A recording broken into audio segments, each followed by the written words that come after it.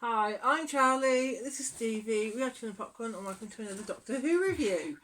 So, Doctor Who Season 2.4, Episode 4, you know what I mean. Yeah. Lucky Day, directed by Peter Hoare, written by Peter Ty, Shukri Gatwa, Varada Sassu, and Millie Gibson returning. Yes. Although this is a Millie Gibson loaded episode. It is. So I'm going to go and say spoilers in effect. Yep.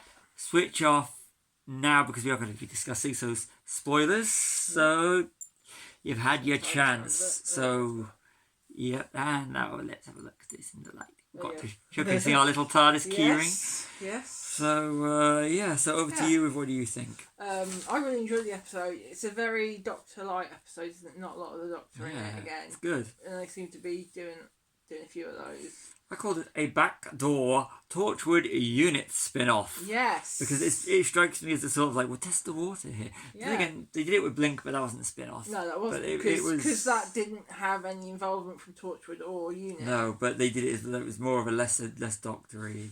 Yeah. More. Yes. Yes. Yeah, very much. Yeah. The episodes that do have less Doctor actually work. Yeah. That one with was it Joe? No, it was Shootway. You've already done one with him. Yeah, they did last season, didn't they? Millie, where Ruby Sunday were. Yeah. That was a very clever episode. Very clever. So you can work without him. It's good, Yeah. but I think this is a backdoor unit Torchwood spin-off type thing. Like I said, the Torchwood I is think it would be Unit, wouldn't it? Because Torchwood's no longer. And if it is, it is good, and it goes to show that Kate Lethbridge Stewart can actually hold it. And her unit team can hold an episode, and it would be kind of welcome. Then it would. But I've got to say this: that when the Doctor does appear, it was really good at the end. His speech was fantastic. I'm still not sure about Mrs. Flood. No. But I know they're going to go somewhere with it. Well, it'll be a big payoff. I think it's going to be one of these ones.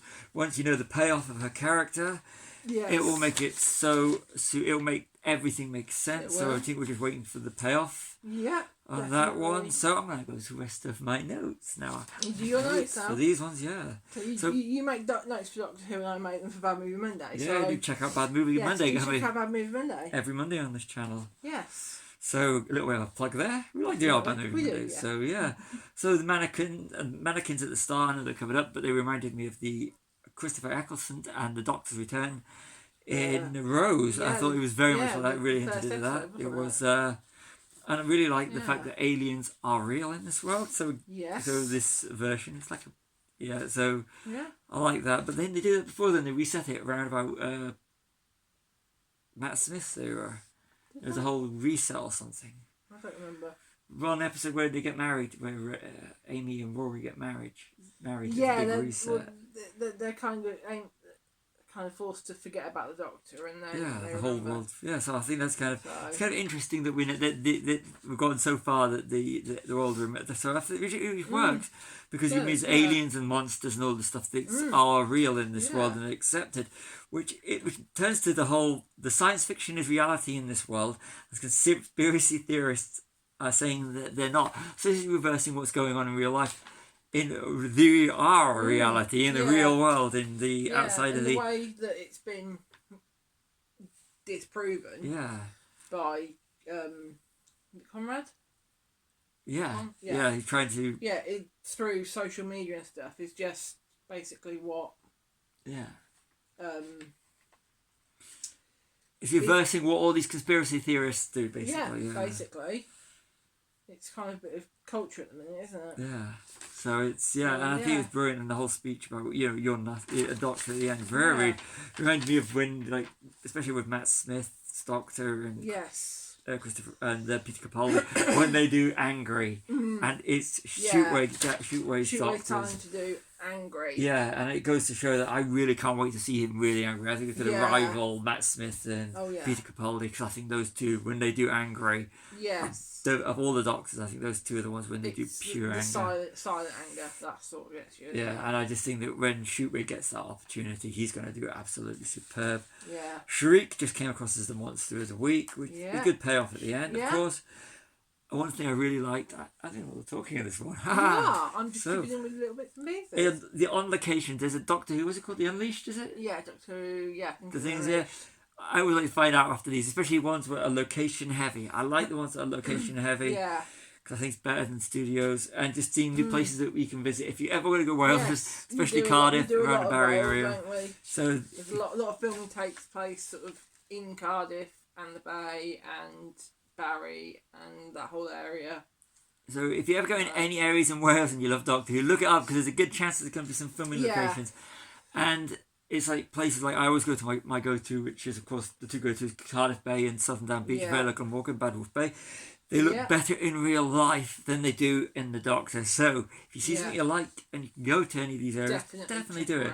And it's just fantastic. So every time we see London, I always go, where are you actually filming? Where are you filming in Cardiff? That looks like the Millennium Centre. Doesn't look like it is our usual. Our little TARDIS was actually bought in Cardiff. It was. It was. Yeah, so shop, wasn't it? There's a shop there. So yeah.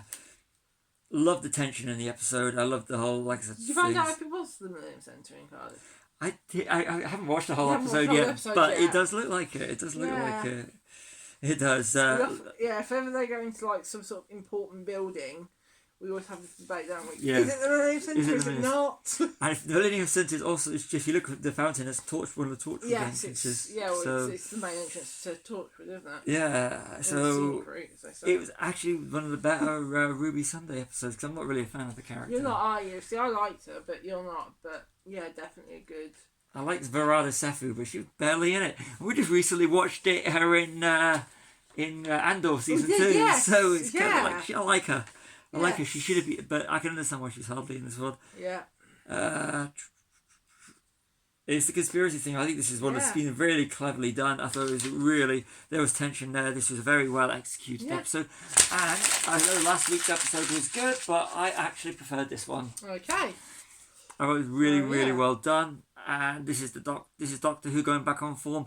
Same thing happened with Peter Capaldi. His first season, besides the opening one with the Paternos gang, and yes, I thought that was brilliant. Dinosaurs on Earth or something. Something like that. That was brilliant. Then the rest of the Danny Pink arc was. Yeah, you weren't keen on that one, were you? I thought he was a character. They just should have given him a 2 or 3 season. Yeah, should have been more of a 2 season. But I actually I thought he hit that. Peter Capaldi hit his strides in his second season. Yes. And I think the same thing's happening with Shootway. Yeah. Sometimes it takes a bit of time to get used to a new Doctor, and I like the Doctor. I just thought the writing was bad. It was not that good hot with Peter Capaldi's first season, and I think that the writing was very weak with Shootway's first season, and I think that now the last 2 episodes they've got it now, haven't they? They've got it, yeah. And I have high hopes, and I think that that before they do another Doctor, and they should at least, they need to do that with the whole, like Peter Capaldi, so Matt Smith and David Tennant, pretty much. I think Matt Smith's got perfect run. David Tennant has as well. He did, yeah. There was a few weak ones, but Matt Smith's arcs were brilliant. Yeah. Comment below who your favourite season of Doctor Who is, or something like that. Whether it is Shootway, or whether it is one of the old ones, or even if it's a classic Doctor Who, let us know. We want to know. And Charlie will comment. I will comment, but the comments come from both of us. But I'm the one who actually types them out. Yeah, so I think this is a very very thought out episode, very cleverly done. But it's the whole conspiracy theory things I liked it, and like I said, the Doctor's speech at the end. Yes. About these kind of people. It's kind of like venting. It's when you can vent. But it's not just, it's Conrad's reaction to it as well. Yeah.